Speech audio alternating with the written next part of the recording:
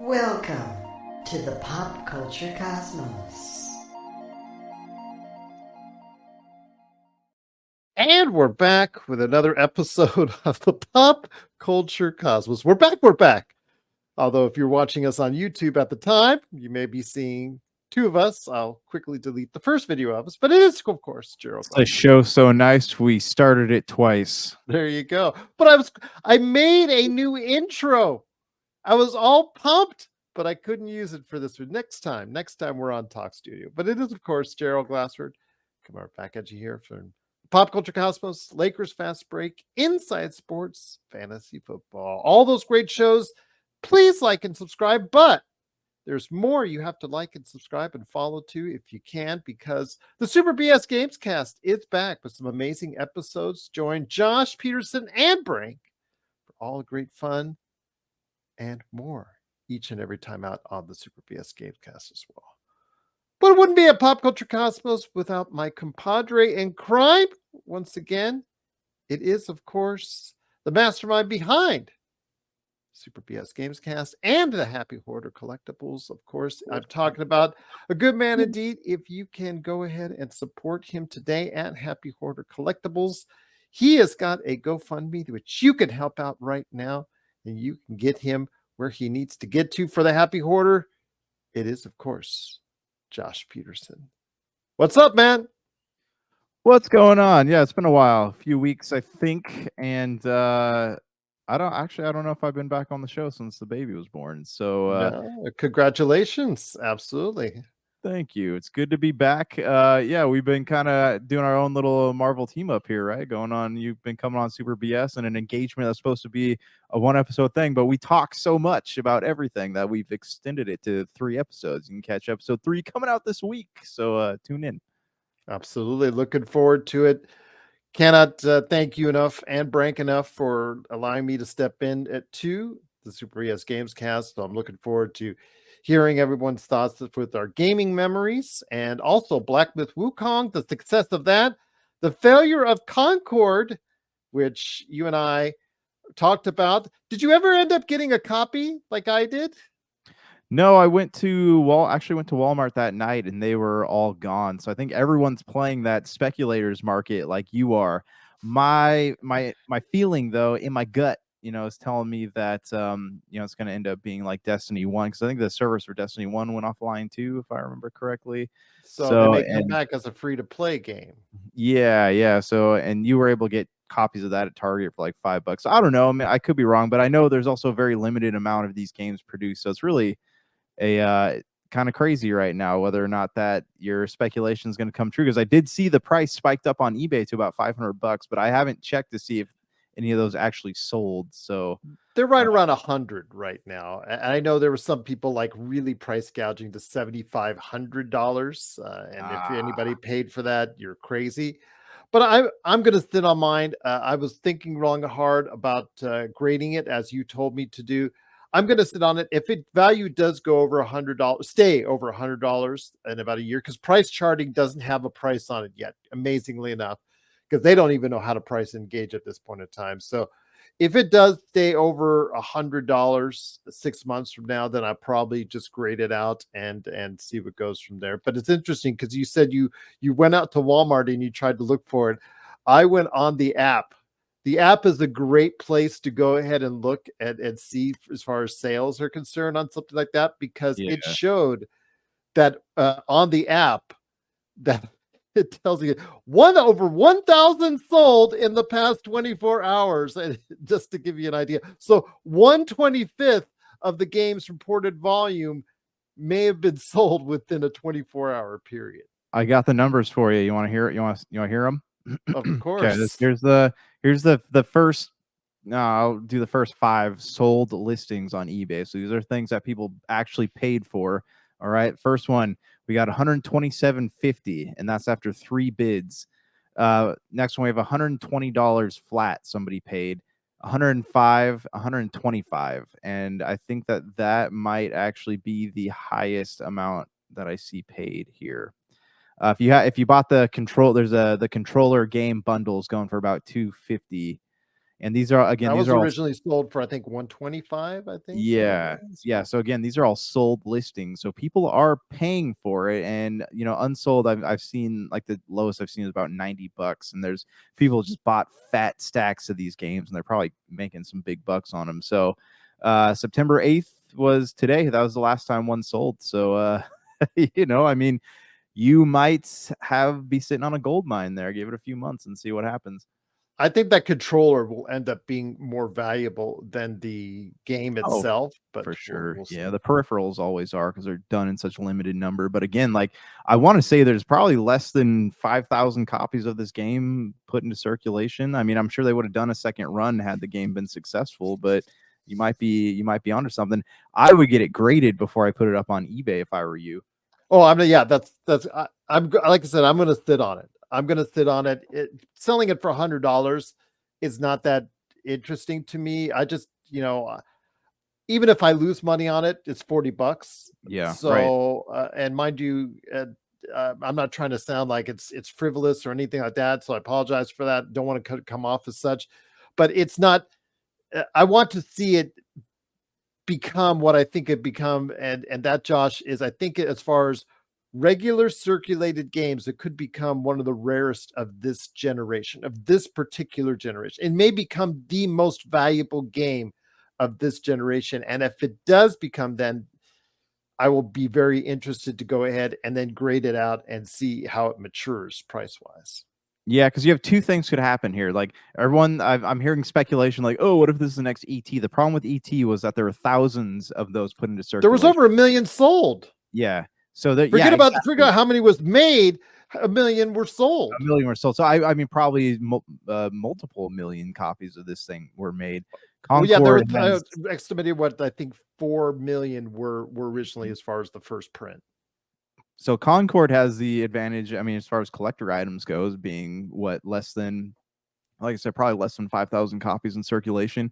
And so either the game's value is going to skyrocket, or if Sony does, bring this thing back from the dead and releases it again, like the market value will probably go down on the game. But yeah, who knows? But yeah, I mean, I would guess though, if they were to do that, they'd put out like a second edition or like a different cover so it differentiates from the last one. But I don't, again, How would they sell it in stores if it goes free to play? That's the thing.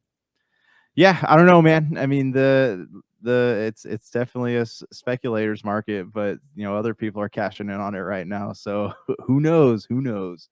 Who knows? Again, you and I were talking about it. I know we said this on the Super BS, but you and I were talking about it in the days beforehand, and you could just see something was going to go differently with Concord. And I was calling you from Target. I'm like, man, what if Yes, this thing really starts to go south, man? And it did. and it did. Yeah, went south pretty quick, didn't it? But I'm not holding any sorrow for Sony fans because you do have Black Myth Wukong and Astrobot, which is the highest rated video game of the year on PlayStation 5. Definitely a big success, extenuating a tech demo that originally comes with the PlayStation 5 into a full-fledged game, making it possibly, if it sells well enough, their version of Mario. I doubt it will, but Astrobot still, this is going to be probably one of the big considerations for game of the year. And it's a great step forward in a year which you and I had talked about, we thought was going to be a lost year for PlayStation. Yeah, okay. So I got two things I want to hit real quick. Before we go to Astrobot, Visions of Mana came out the week before that, and that game it came out to really great reviews. But then it was announced like 2 days later that Oka Studios is getting shut down. Yeah. So it's crazy to me because we have like was it Tencent, right? Owns a bunch of they're a Chinese company, owns a bunch of European and American game developers. Same thing with Oka Studios is owned. I forget who owns them, but it's another Chinese company that owns a bunch of other studios. So at this point though, like it seems Square has fallen for this, a few times actually, like outsourcing their development to these studios that are owned by these big Chinese conglomerates. But it seems like this game is coming out and they kind of shot themselves in the foot by going with a studio that got shut, or I mean, not like they knew, but the fact that the studio is getting shut down, like there's all the support or add-ons or whatever they're going to do. The future of this, like Vision of Mana's longevity, is really in question here, despite the amazing reviews it's gotten. Absolutely. So good reviews, even solid reviews, are not I guess a dictator of saying, oh yeah, you're definitely going to sell copies if you got strong reviews or even decent reviews. Because Concord, the Metacritic on it is 67, which is like an game. The reason probably why it didn't sell is because it was an game, because it wasn't bad, it wasn't good, it was just there. So nobody cared about it, and Sony didn't promote it at all. I know that the major complaint was like, okay, you had Gamescom, 300,000 people there, was reportedly were going through, and you bothered not to put up a booth with your products like Visions of Mana and Concord. That really could have given a boost to those type of games. Yeah. Well, it's crazy with Visions of Mana. It's the first Mana game to come out in 15 years. I think the last one came out on say PlayStation 2, maybe, or maybe 3. I don't remember. But yeah, so I mean, that's crazy to me. And the Concord thing, I don't know if it's a lack of advertising or maybe just like the oversaturation of these shooters out on the market right now. But I mean, I don't know. Like looking at that, I remember watching the trailer. We talked about it after it came on. I said, and I told you, I was like, I don't know how many people sat there watching, like, oh man, I wish we could have another game like Overwatch instead of just going to play Overwatch, you know? There are a lot of hero shooters that are out there, which is probably another big reason why it didn't meet anywhere close to expectations on Concord. So that's the thing now. It's just, what was it, about a few years ago when we started doing the show, battle royale games were the thing, and everybody had to do a battle royale game. You had to do a battle royale game, and he had to do a battle royale game. She had to do a battle, everybody had to do a battle royale game. And you saw how that market dried up real quick. Flavor of the week. Yeah, a flavor of the week, like the Horde mode in Gears of War. Everybody had to do a Horde mode. Call of Duty hits. Everybody has to have a multiplayer attached to their game. So everybody had to follow suit. And you saw Sony to once talk about doing up to 12 games as a service games, because they all were just like thirsting for the money, and they hearing 2K making millions of dollars on their microtransactions, and 2K was just saying, we're not stopping the microtransactions, buddy, because you keep paying for them no matter how much it makes you angry. So Sony saw that they had up to 12, including The Last of Us multiplayer. That was going to be, they cut that out. Now they cut out Concord. I don't think they're bringing back Concord because I think there's so much negative connotation to it. I think we're going to write it off personally. They could bring it back as a free to play, but I just think they're going to write it off personally. But they've got 2 other ones in the works that have gotten tepid advance word in Marathon, based off, I guess, spiritually to the original PC Portal game from, right? from Bungie. Okay, never mind. Yeah, no, I know. Marathon from the Mac days, and this goes back to my time. I'll just say, but then there's another one coming out that people like, almost like a Payday clone type deal.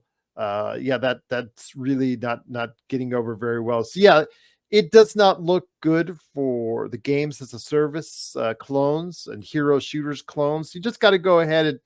I'm not going to say, I know some people are out there saying it's a video game crash and whatnot. I just think people have to find the right things, because there are still games out there that can and will be successful this holiday season, my friend. Yeah. And real quick about Astro's Astrobot. It's funny because Astro's Playroom, did you ever get a PS5? No, I never got it. Okay. So I never caved into paying the extra money. One day, man. One day you gotta. But I don't know if the new ones come with Astro's Playroom or not. But the Astro's Playroom was like a digital monument to Sony's past. Like you go around, you do all these different levels, and they'd have shout outs like God of War, like little bots dresses like the God of War, Nathan Drake, and so on and so forth. And you go on, you find pieces of PlayStation's past, like you dig up like a PlayStation 2 or PlayStation 1, the peripherals and all that good stuff. In this one, it's the same thing, but there's a because I bought it on Friday and I've been playing a little bit of it, and I've noticed that there is a severe lack of stuff that has to do with this generation of consoles. It's because it feels, Sony has not really put anything out that's of note besides the Final Fantasy games. I think it's just speaks about this generation of gaming. I think when we look back upon it, Josh, I think when it comes to the PlayStation 5 and Xbox Series S and X, I think we're going to see it as a lost generation of gaming because they came out in the wrong year. 2020, COVID set them back, set the studios back, set everyone back. And I just think there's going to be some stuff at the tail end of this generation, which is going to be really good. Don't get me wrong, but I think for many years, you'll probably say it was a lost generation. Yeah, and part of me wonders if they spent so much money on hardware and developing, so many years with these games, having so many years in development and money pumped into them that they just didn't, really focus on putting out a lot of content as much as, they did just like a few things that they pumped so many millions of dollars into. And that's the thing now with Concord rumored to be up to $200 million in development and up to 6 to 8 years in development, depending on who you talk to and who you research with.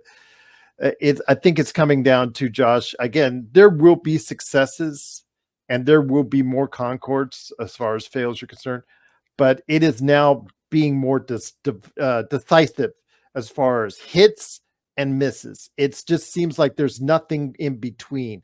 It's either going to, like Star Wars Outlaws, people are already downing it. It came out to okay reviews.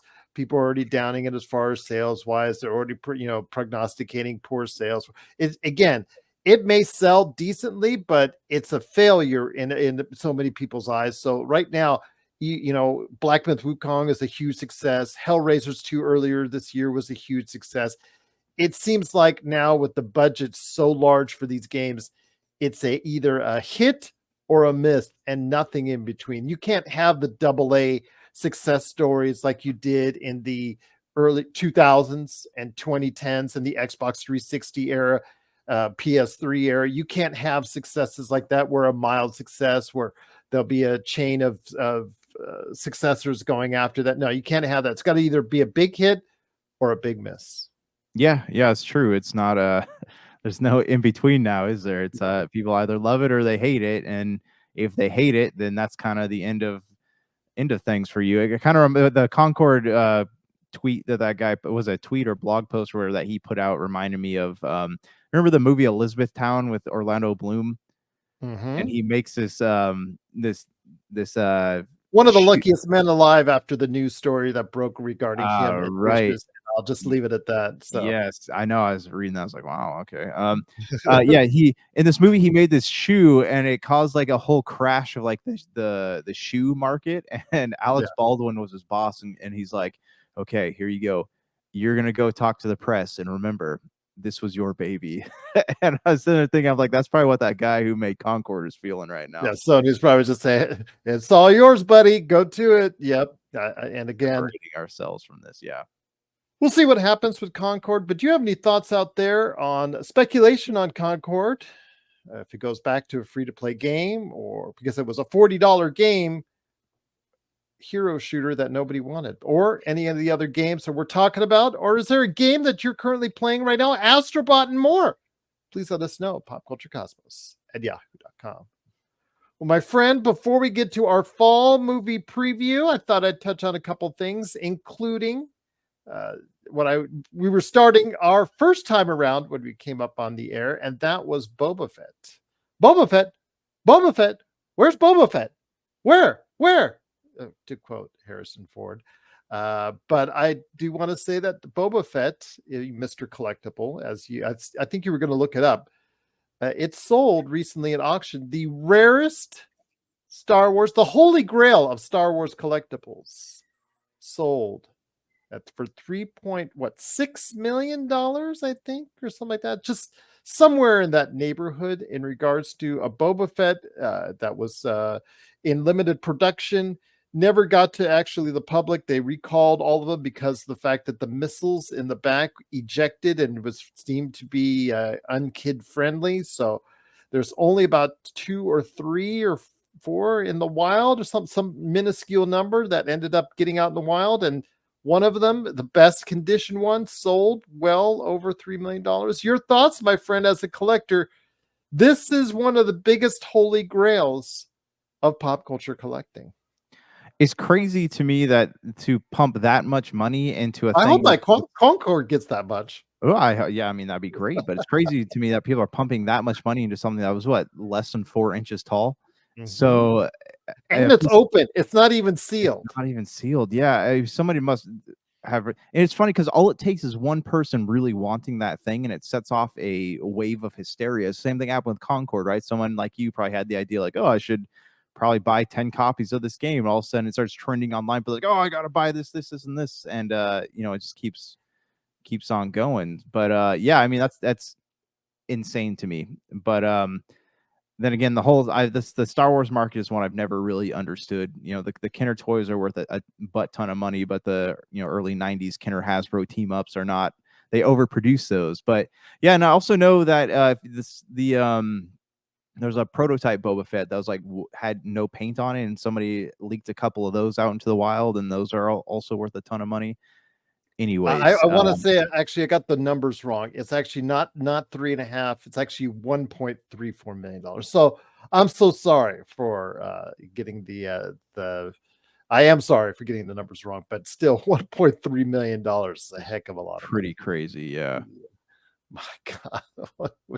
Again, and it's not even sealed, because we've been, just taught by in the collecting market, if you can get it sealed, it's so much more valuable. $1.3 million is absolutely insane. It's pretty Just, crazy, yeah. well, but yeah, man, it just the collecting. You're that's what your business is. That's what Happy Hoarders Collectibles is all about. I Yeah. mean, this is stuff that it's speculation, man. On a lot of it. It absolutely is all speculation. And like I was saying before, the other show got cut out. I'm sure there's a ton of other toys out there, whether it's Masters of the Universe, G.I. Joe, or whatever, that had some kind of flaw to it. Like the missile could take someone's eye out, or there's something dangerous about it and got recalled. And I guarantee you there's a bunch of other toys out there that probably have that same exact collector's appeal, but people just haven't come across them yet. So this is probably not going to be the last one of these that we see. What is your holy grail of video game or my toy gosh. collecting? So for me, it's the PC copy of Final Fantasy 1. It's on a floppy disk, and there's some on eBay going for close to $1,000. And if I'm ever rich enough to where I can wrap a roll of toilet paper in dollar bills, then chances are I'll probably have that in my collection somewhere. But it's a pipe dream right now. I just can't I can't justify spending that much money on a collector's item. Not with a new baby rolling around. So No. I will just say this for me. I don't know if this is a sculptor's sculptor's cut as far as for the N64, as far as Clay Fighters N64. That one's always a holy grail for people out there. The as far as the Nintendo World Championship games. For me, I just know that one of these days I got to head on over to Retro. Our good friends Douglas Hoyabu, and also as well, of course. Oh my gosh. Oh my gosh. Hello to the world out there. Oh, there she is. My gosh. Absolutely just fantastic. Oh, she's beautiful. So Thank you. This is our newest pop culture collector here. absolutely. I got to talk to Doug and Nicole at Retro City Games, Antonio. I got to say, you know what, with my store credit there, I imagine it's racked up pretty high, huh? it's pretty high because I'm not a buyer. I'm a seller. I'm a trader. I do resell. I did resell back in the day. I don't resell much anymore. But with what credit I have, I need to just say, you know what? There's something in speculators. I need something to pass along to my children that they can, that will be valuable to them, as far as have value that maybe they can use to cash in to help themselves down the road. So I one of these days I got to stop on by and just say, hey, with my store credit, what do you think is valuable enough that you think will just continue to go up? Even I'm not going to say if it's safe on a video game market crash, because these values have been going down up and down like crazy over the past few years as far as the high end video game stuff. You have seen it ever since COVID. Everything shot up, and then the market kind of saturated, Going and back then the down, market kind of So I've got to ask them what I want to do with it, just to help out, as far as leave something for my kids that's a value going forward. But that being said, my friend, the collectibles market is just something always great to talk about. But before we hit the break, my friend, I do want to go ahead and ask your thoughts as a collector. Just how much work is it for somebody that's just getting into it? It's not. It's hard to say. It depends on like what you want to get into, because the first thing a collector usually does is find the properties that they grew up with as kids. So for me, like, it was Mighty Morphin Power Rangers. So I gravitated towards that stuff. I got the 90s flip heads, and I started collecting the Zords and all that. And once I had a high majority, and as newer things like Funko Pops of Power Rangers came out, I started to grab that stuff up too, and before you know it, it just kind of builds, and then all of a sudden you're like, oh, Street Sharks, they just remade a line of Street Shark toys, so let me go out and buy all those. But it's hard with like the newer toys, like the repros, like of Street Sharks, Transformers, whatever they might be, because much like those early 2000 Star Wars toys, they overproduce them. And so you have this market that's oversaturated with these toys that are trying to sell off the nostalgia of the old ones, and they just don't quite hit that market like they had hoped. So you're sitting on a bunch of stuff that's like, yeah, it's really cool to own, but in the end, it's ultimately it's worthless. It's like when you drive off the car lot with a Ferrari, right? The value of the Ferrari drops several $100,000 because you drove it away. It's not a brand new car anymore. I'll tell you what, though, it is interesting to see how it will lay itself out as far as what you can collect that's going to be worth. I mean, Magic the Gathering cards, Pokemon cards. I mean, that's a huge business in and of itself as far as collecting is concerned. So just so much to keep on. Even the pops behind you, Josh, as we see on the screen. Again, if there's San Diego Comic-Con pops, people go nuts for those. Oh yeah, there was an exclusive. This was probably 7 or 8 years ago, but there's an exclusive Vegeta Funko Pop from the original Saiyan saga when he's on planet Arlia, and he's kind of glowing like a darker shade, I think, a red or black or whatever. But there's only so many of those put out in the market, and I think right now it's going for about it's close to $9,000 on eBay. That's just crazy. Absolutely Absolutely, yeah. Yeah, you find some of the original like Disney Funko Pops, and people lose their minds over that stuff. Absolutely crazy what we will collect as pop culture collectibles. But if you have thoughts on pop culture collectible, as we just brought you the news here just a couple weeks back, that the Holy Grail of Star Wars collectibles, the Boba Fett prototype, did sell for, and I want to make sure I got this right, $1.34 million. So if you have thoughts on pop culture collectibles, pop culture collecting, and more, please let us know your thoughts, popculturecosmos@yahoo.com. 1.5 hour down, 1.5 hour to go with Josh and his beautiful young baby right there, along with me, Gerald Glassford. Thanks again for watching and listening. Truly appreciate it. It's our fall movie preview, and our fall movie preview actually starts with a review of this past weekend, my friend, because Beetlejuice.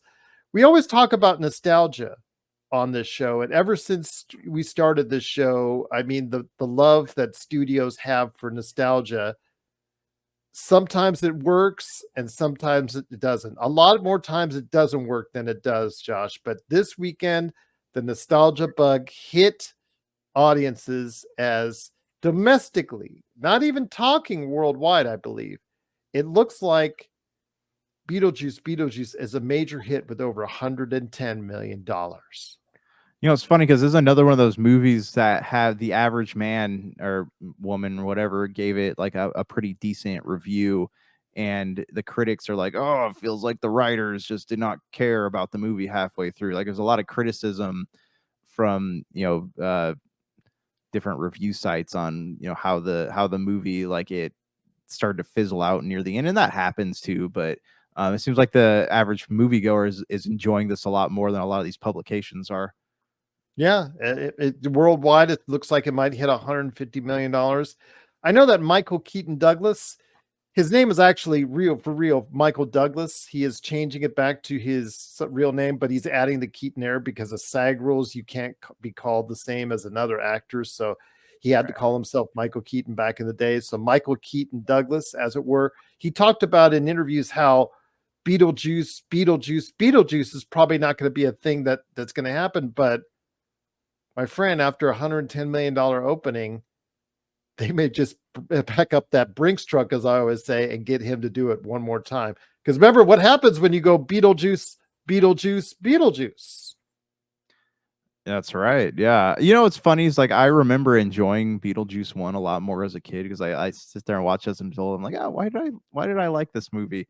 Yeah, not to say that it's bad. I just didn't have the same enjoyment because I have the same feeling with He's Nightmare only in Before. the movie, in the original one, a little over 20 minutes. Yeah, that's right. Yeah, because I mean, I have the same feeling with Nightmare Before Christmas. Like I loved it when I was a kid, but as an adult, I'm like, oh, it's not as amazing as it was. But yeah, anyways, like I'm glad it came out. They did a good job casting Jenna Ortega. Like that was a pretty smart move, Yes. especially after her rise to fame in the Addams Show. But it's yeah, I mean, anything that makes enough money is going to merit talk about a sequel. Like look at Joaquin Phoenix, right? Like he said Joker Part 2 after this movie was done, he's stepping away from acting, but already they're talking about whether or not they'll be able to spin it into a trilogy. And Joaquin Phoenix was like, the only way I do that is if there's a really, really great script. So never say never. You know, in Hollywood, nothing is ever for sure. No characters are ever fully dead. Actors never say fully retired.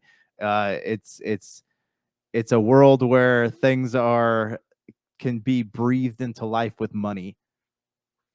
Well, Joaquin Phoenix walked away from a project last month that was about a few days less, starting production in Mexico, and now he might be on the hook for some money as far as the lawsuit is concerned. We'll see if that comes to fray, but yeah, he stepped out of a role there. But we'll find out, and we'll talk about Joker coming up here in a bit because I have some questions for you on that. But obviously, a great start to the fall season with one of the biggest fall releases domestically here in the U.S. and North America in quite some time, as far as Beetlejuice. So we'll see what can be followed up upon. When you look at the months of September, it's some stuff that comes out. Obviously, nothing that's going to have kind of hype that Beetlejuice. But let's go past Speak No Evil, The Killer's Game, stuff like that. I want to go ahead and move towards the end of the month when it comes to something very, and we'll probably touch on this again if we're on the air. Megalopolis from Francis Ford Coppola. Can you screw up a PR, a road to promoting a film worse than Megalopolis has had? No, I mean Francis Coppola doesn't really help himself with a lot of the comments he makes to the media, And but kissing your extras, there's video of it, doesn't really help your cause either. no, absolutely not. He's a very temperamental person to work with. I imagine it sounds like he's worse than Hitchcock was to work with, but yeah, I don't know. I mean, Francis Coppola also turned down a big chunk of money by not getting involved with Star Wars too. So I mean, this man's not not exactly he's kind of a loose cannon, it sounds like. Plays to his own tune. Now, he has financed quite a bit of this movie. In fact, I think he sold his winery for about $120 million in order to finance Megalopolis, his vision to see it done. So to the studios, it's not going to be a big loss, or whoever is distributing it and whatnot, but it is something. It's Lars Lionsgate as the distributor, so it's not going to be a huge deal for them if it turns out to be a dud. But to the career and the legacy of Francis Ford Coppola, I mean, it's, how should I say this nicely? I mean, he's had some of the greatest movies of all time on his plate that you can't take away. But Yeah. this is the kind of ending for one of his last films or his last film that he may not have wanted. Yeah, but I mean, I hear the movie itself is actually, okay. We'll see. I mean, it's coming out September 27th, but right now it's targeting for under $10 million for its opening weekend. And I'm hoping that will be proven wrong, and that with such a big name cast and a big name director, that'll be proven differently. So yeah, I'm sure it will, especially with all the bad publicity he's getting, and people are going to go check this movie out because I think the numbers for like Kevin Costner's Horizon actually have gotten pretty high once it hit streaming too. So I mean, you never know. You never know. And even bad publicity can be good publicity. Well, Horizon Part 2 did come out at the Toronto Film Festival this past weekend. So hopefully they will find a new release date for that. I know that a lot of people, like you said, are going to see if this interested in checking out the Kevin Costner, I guess, saga. And I don't know if he'll ever be able to finish it because I know he wanted 4 parts to it, but we'll see what happens there. On that same weekend, the 27th of September, Saturday Night is also another interesting movie that's getting a lot of buzz, and that one details and chronicles the 90 minutes before the start of the first iconic Saturday Night Live. Your thoughts on Saturday Night? Again, it doesn't have it has supporting cast members like Willem Dafoe and J.K. Simmons that are known, but a lot of young unknowns are playing what the time young unknowns. Yeah, this one's interesting because it goes to show you that our pop culture movements of today, our big pop culture franchises, will eventually have movies like this where it's pseudo documentaries based on them, and people flood to see them because they're like, oh, I grew up with that. And yeah, I mean, I this definitely sounds of interest to me. I probably won't see it in the theater, but if it hits streaming, yeah, I'll watch it. I do want to mention one more movie that's coming out in wide release that weekend, and that's The Wild Robot, the animated feature. I don't know what kind of numbers they're going to expect at late September because it's not coming out when the school's around and the kids are available. So we'll see what happens there. But Lupita Nyong'o and Pedro Pascal heading up the voice cast for The Wild Robot, and I've heard a lot of good buzz about how much of quality movie it could be. There was another robot movie that came out in the past as far as an animated feature is concerned. I think you know which one I'm talking about, in the late 90s, my friend. And if that's the case, it might find that cult movie audience that it so desperately needs. Yeah, you never know. I mean, Iron Giant is definitely it's a classic, sticks out to this very day. You know, I show my kids that movie, they like it. It's, I don't know, it's my friend worked on it. Yeah, it's got a definitely, like you said, it's got its cult following. But Wild Robot, you know, it could be big or it could not. It's got a pretty decent cast. It's a kids movie coming out in a couple months where there have been a lot of kids movies, so it could end up being really good. It's just the time of the year, September 27th. That's a hard deal for them. I don't know how that's gonna be able to hold out there for kids, but we'll see.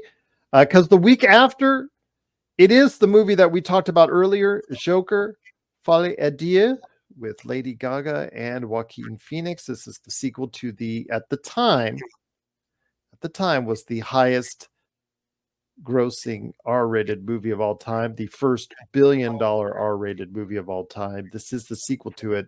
The problem is, Josh, again, you're going to have it's going to get great buzz in its first week from audiences. I think just because of the previous, Joker movie, I think it's going to do well there. But what will the advanced word be? What will be the talk? What will be as far as from audiences? Because the advanced word from critics has not been all too kind, Josh. No, it's kind of been in between like 5s and 7s. That's not good. Saying that it didn't do, like, the first one really got to shine because it focused on Joaquin Phoenix's Joker character, but this one spends most of its time as a court drama as opposed to what the first one was. So I think that's where it's kind of teetering on the edge with critics. So yeah, it'll definitely be interesting to see what the average man thinks of it, or average audience member thinks of it. But yeah, it's if the people think the same thing the critics do, I don't think there'll be that third one we were talking about. On the 11th, it comes out We Live in Time with Andrew Garfield and Florence Pugh. I think this is going to be for the tearjerkers out there. If you really want something to get you emotionally, a lot of good advanced word has come in regards to this picture and the performances of those two individuals. And this is put and set in the spot now from this point forward, Josh, where you're going to see a lot of movies cornering themselves on the Oscar market. Your thoughts on We Live in Time? Again, it's going to portray a movie as far as the things going forward between this couple when they first meet and the things that they go through as a couple. Your thoughts on We Live in Time?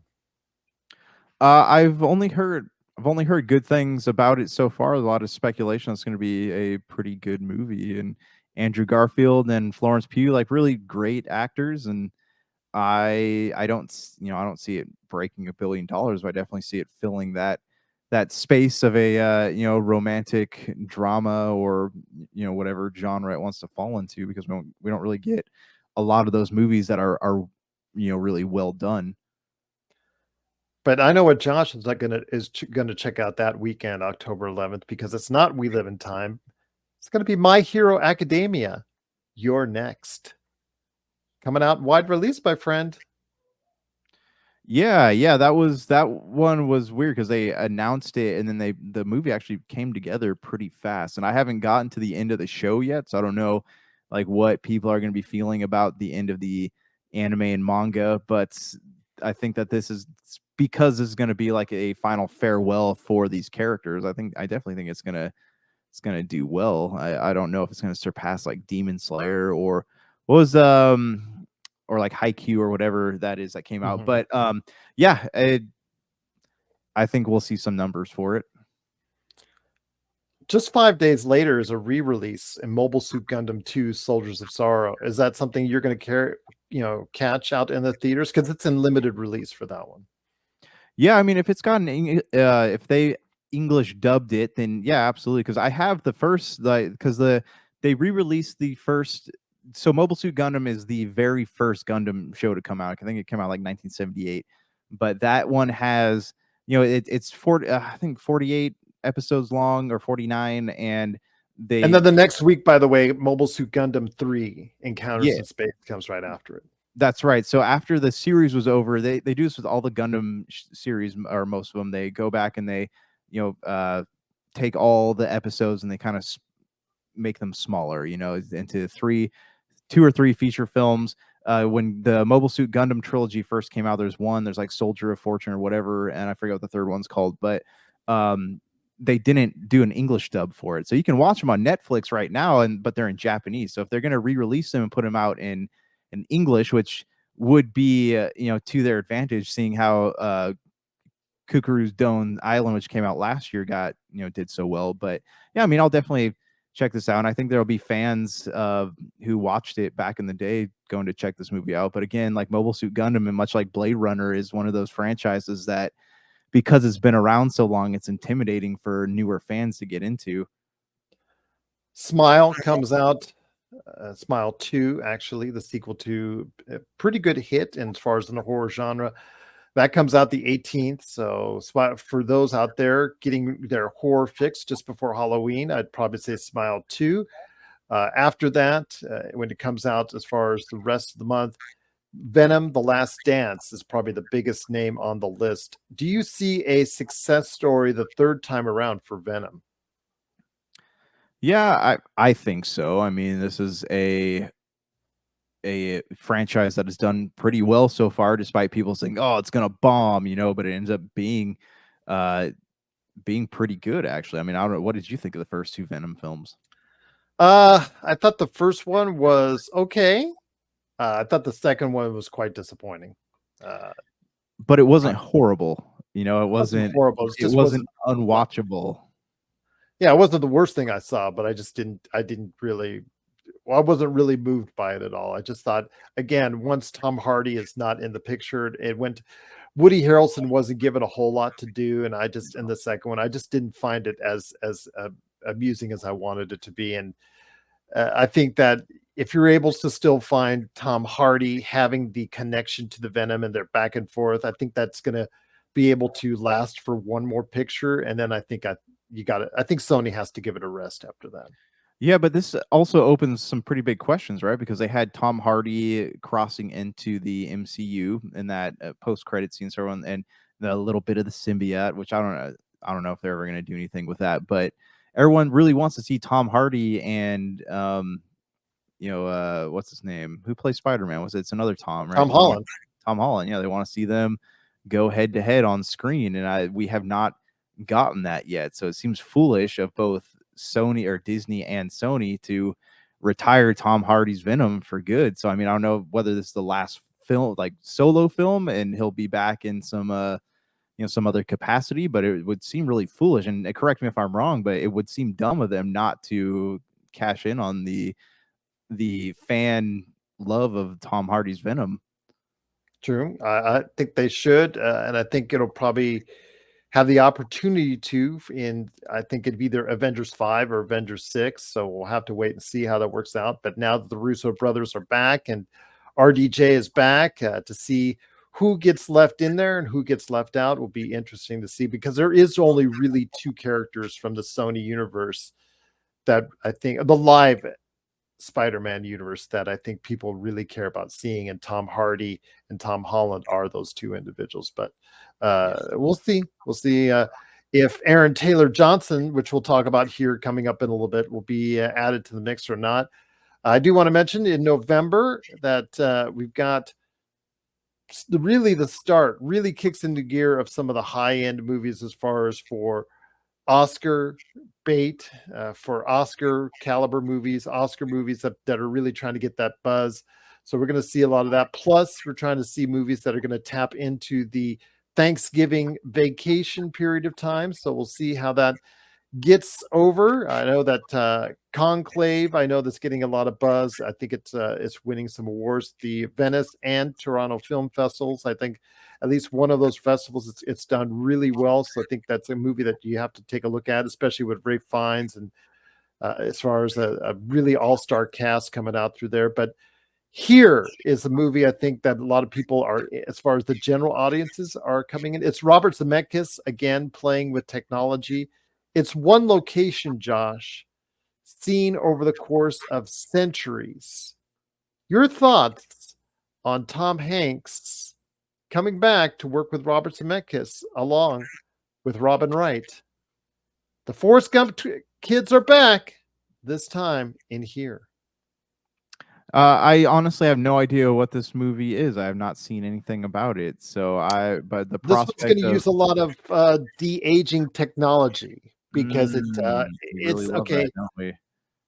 Exactly, Uncanny Valley, but it's going to be where it starts from a location from centuries ago and just take place history. The camera never moves.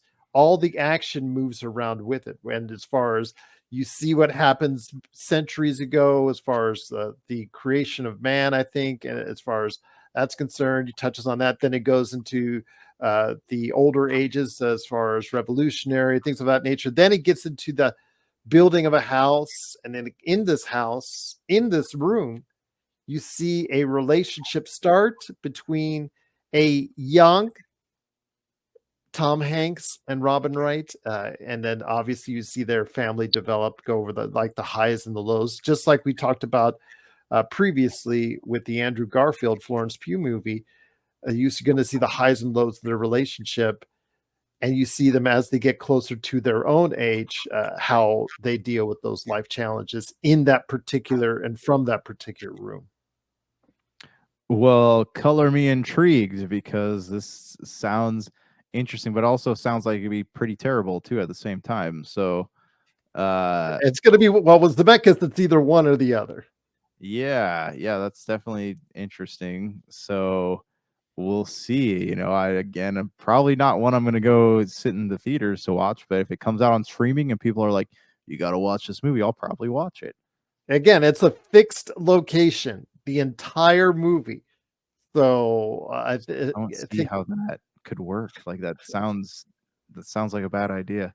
think of it as a time lapse movie. So I guess as far as that's considered a time lapse, but you're seeing it, as far as taking over the course of centuries per se, and then focusing a great bit of the story in this one life period of time as in the side of this room is in this house. So it's an interesting concept, and I'll see how well it works out. But it is here with Tom Hanks and Robin Wright. So go ahead and check it out on November the 15th when it comes out. Also, as well, want to go ahead and mention later on it for Netflix. It is Red One with Dwayne Johnson and Chris Evans. I don't expect this to go ahead and be any awards winning thing, but is this the big next huge hit for Netflix in Red One? I don't know. It seems like they put out a movie with The Rock and Ryan Reynolds and other people at least once a year. So I don't know, man. I mean, it Saving does. Santa Claus, man. Saving Santa Yeah, Claus. I know. It's just maybe it could be good. Like everyone's was raving about that Eddie Murphy on Amazon Prime movie, or was it Netflix, that Christmas movie? And like I watched it, it was good, but I forgot about it pretty fast after that. So I have a feeling it's going to be more of the same. They don't make Christmas movies that are like memorable classics anymore. Like you don't. When's the last time you watched something you're like, oh, that's definitely up there with Christmas Vacation? I think Christmas with the Cranks was probably like the last thing I remember watching that I would rank like a top tier Christmas movie. Coming up on the 22nd of November are two high profile movies in Wicked, which takes the musical onto the screen. So we'll see how that plays itself out. And then Gladiator 2, Josh. Gladiator 2, a movie we love very much on this show, is the original Gladiator. Absolutely one of the best movies that you can pop onto a DVD or Blu-ray disc because of how well it sounds. Your thoughts on the sequel, Gladiator 2, with Pedro Pascal, Denzel Washington, and a young, is it not Joseph Quinn? Is it It's Joseph Quinn. Paul? Paul, Oh, that's Paul Paul, yeah. something like I'll look up his full name, but He's a yes, Paul. a new Yeah. character. Yeah. Yeah. This is probably of everything we've talked about. If anything's going to drive me into the movie theaters, actually sit there and pay the money to watch it, it's going to be this one. Like my dad actually was talking to me about this the other day. He wants to go see it, so we'll probably get some tickets and head on Paul over and Mescal is the check this thing Lucius. out. Yes. Yeah, He yeah. I plays mean, Lucius, the kid in the original Gladiator. He's all grown up now and ready to kick some yes, butt. yeah. I'm definitely all in on this one, and Definitely. I hope that it's good. But I'm a big Ridley Scott fan, regardless of whether it fails or succeeds. I just think that I'm so happy for Joseph Quinn, who got killed off in Stranger Things. Eddie, hey, yeah. They say he's coming back. Yeah, he was in well, he may come back. Quiet Place day one, he was good for him, and now he's playing Emperor in an Emperor in Gladiator 2. So yeah, definitely looking forward to seeing what Gladiator 2 and if it will continue the success of Gladiator. We all know that was the best movie of the year when the year it came out to the beginning of the century, but we'll see what happens there. But my friend, before we head on out, last few minutes, we got to touch on what's coming up in December for us out there. Once again, it is the Pop Culture Cosmos. Truly want to thank you so much for listening. December is always a fun time. It's the last minute, last days of all the high profile Oscar bait movies that are going to come out, because they got to come out by Christmas Day. But the movies, December 13th, Kraven the Hunter. Do you have any hope for Aaron Taylor Johnson, the future Bond, as Kraven the Hunter? I mean, I do. Do you see this more as let me put it this way. Do you see more as Venom, or do you see it more as Madam Web? I don't know. I think it's going to sit in the middle of those two. I think it's going to have an interesting story. They're going to probably go the Morbius route, where they try to make him a hero of some kind.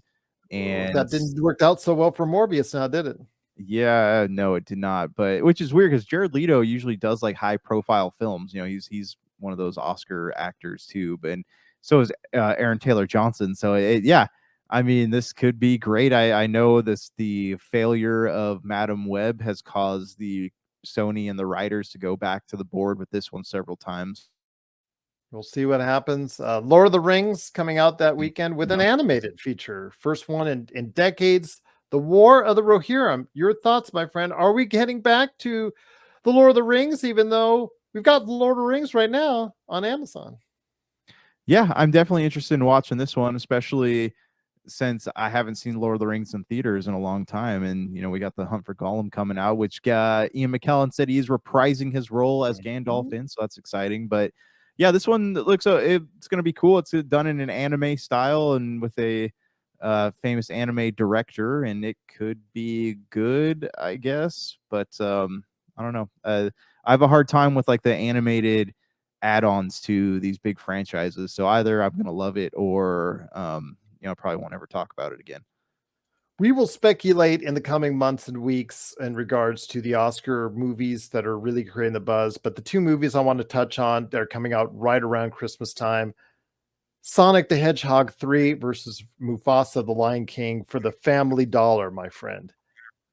I don't understand why Sonic the Hedgehog 3 is coming out when it is in December. I think they should have waited till February, because I think the last time or they come out in the spring. Both of the previous films have come out in the spring, I think, and they both done really Yeah. well.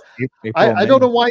Yeah, I don't know why it's coming out with Mufasa against Mufasa the Lion King. I don't know. I don't think the Mufasa the Lion King is going to do the same numbers as the Lion King, mind you, but still, I just don't. I'm puzzled why they want to compete against each other. It's like they're taking money away from each other for the family dollar. Yeah, well, both movies are movies that nobody really said like, "Oh, hey, I want this to happen." So, not to say Sonic the Hedgehog 1 and 2 weren't good, but Well, these are they were both good movies. for the studio money Oh, wise. right, right. But I don't think, Lion King, I know did okay, but I don't think it left anyone going like, "Oh, I wonder what happened to Mufasa as a kid," So, sorry. Yeah, I don't know, man. This could be. These are two films that I don't think people really care about that much that are going head to head, and one of them's gonna win, I guess.